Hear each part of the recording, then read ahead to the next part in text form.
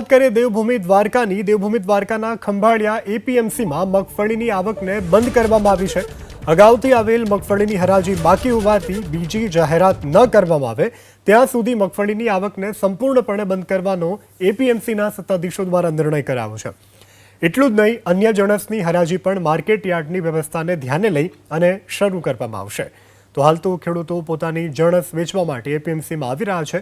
ખાસ કરી અને મગફળી ખેડૂતોની તૈયાર થઈ ચૂકી છે। ખેડૂતો અહીં મગફળી લાવી રહ્યા છે, પરંતુ હાલ મગફળીની આવક વધુ હોવાને કારણે આવક અન્ય જે નવી છે તે બંધ કરવામાં આવી છે।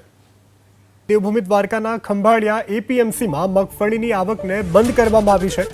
અગાઉથી આવેલ મગફળીની હરાજી બાકી હોવાથી બીજી જાહેરાત ન કરવામાં આવે ત્યાં સુધી મગફળીની આવકને સંપૂર્ણપણે બંધ કરવાનો એપીએમસીના સત્તાધીશો દ્વારા નિર્ણય કરાયો છે। એટલું જ નહીં, અન્ય જણસની હરાજી પણ માર્કેટ યાર્ડની વ્યવસ્થાને ધ્યાને લઈ અને શરૂ કરવામાં આવશે।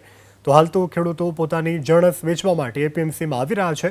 ખાસ કરી અને મગફળી ખેડૂતોની તૈયાર થઈ ચૂકી છે। ખેડૂતો અહીં મગફળી લાવી રહ્યા છે, પરંતુ હાલ મગફળીની આવક વધુ હોવાને કારણે આવક અન્ય જે નવી છે તે બંધ કરવામાં આવી છે।